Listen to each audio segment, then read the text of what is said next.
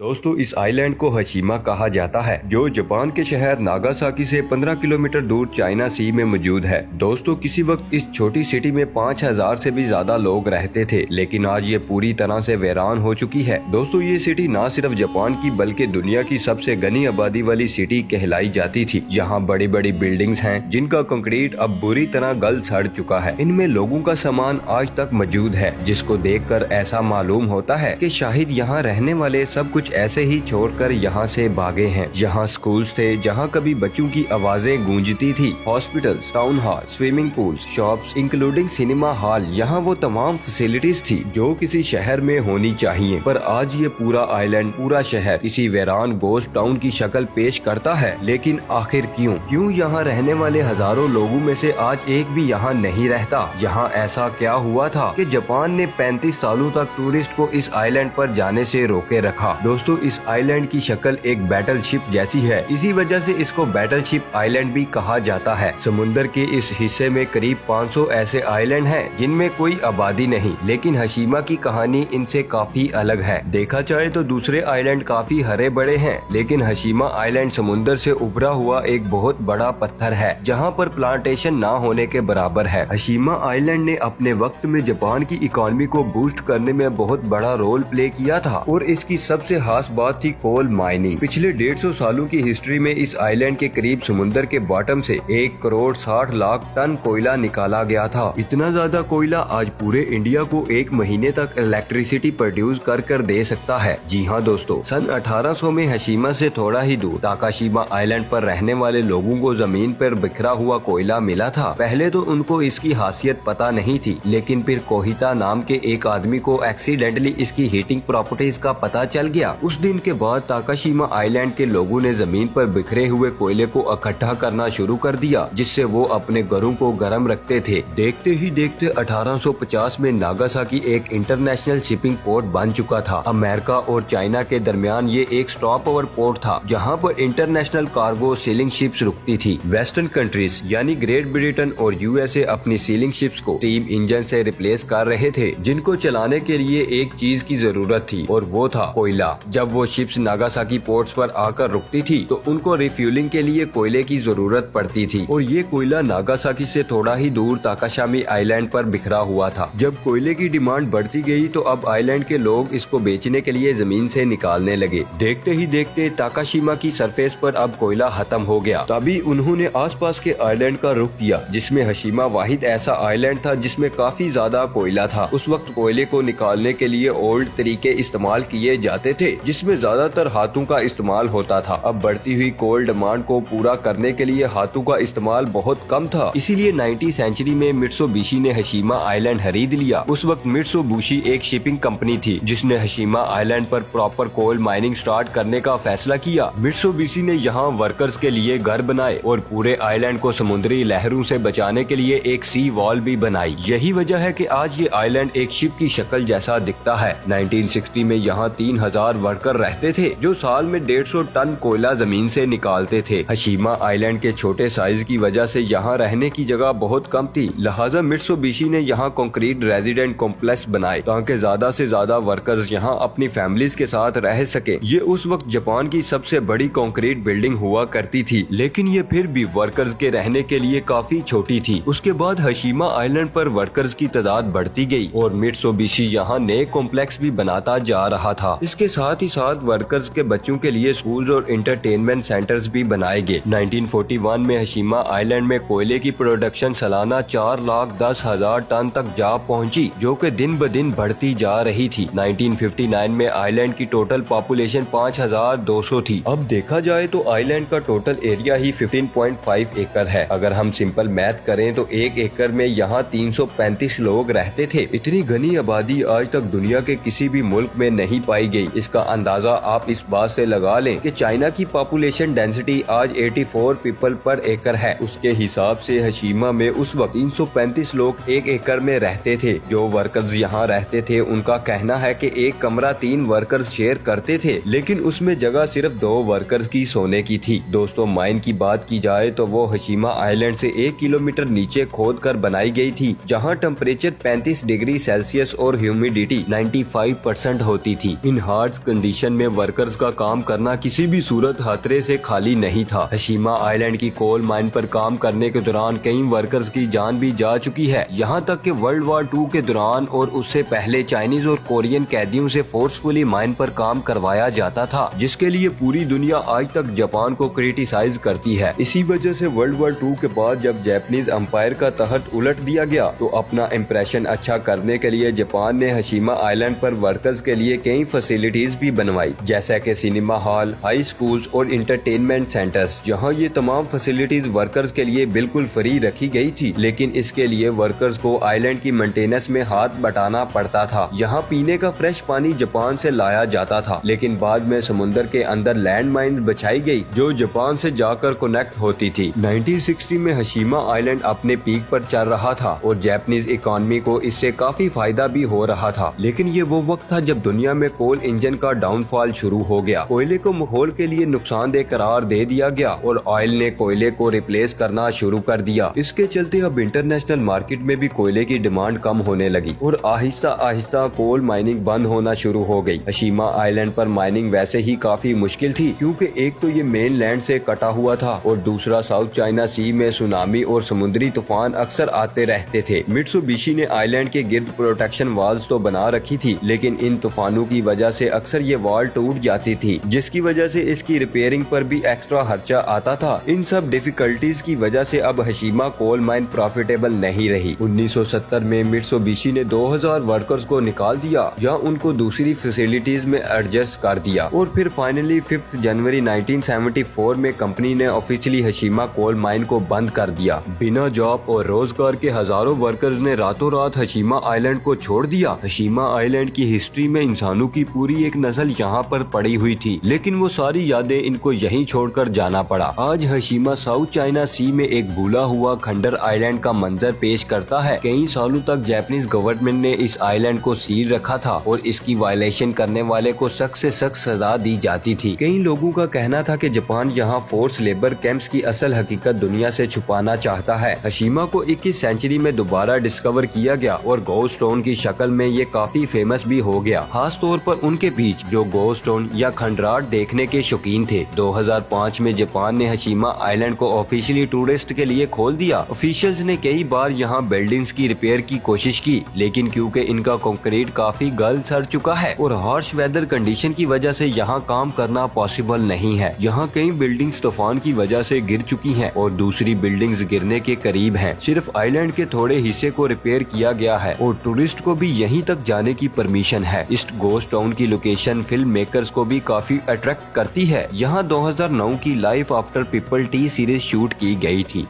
जी हाँ दोस्तों, ये थी हमारी आज की वीडियो। आई होप आप सबको वीडियो पसंद आई होगी। वीडियो को लाइक और कमेंट कर हमारे साथ जरूर शेयर कीजिएगा और नए आने वाले सब दोस्तों से गुजारिश है कि अगर अभी तक आपने हमारे चैनल को सब्सक्राइब नहीं किया तो इसे सब्सक्राइब कर दें और साथ मौजूद बेल आइकन को भी क्लिक कर दें। इंशाल्लाह मिलेंगे नेक्स्ट वीडियो में। अल्लाह हाफिज दोस्तों।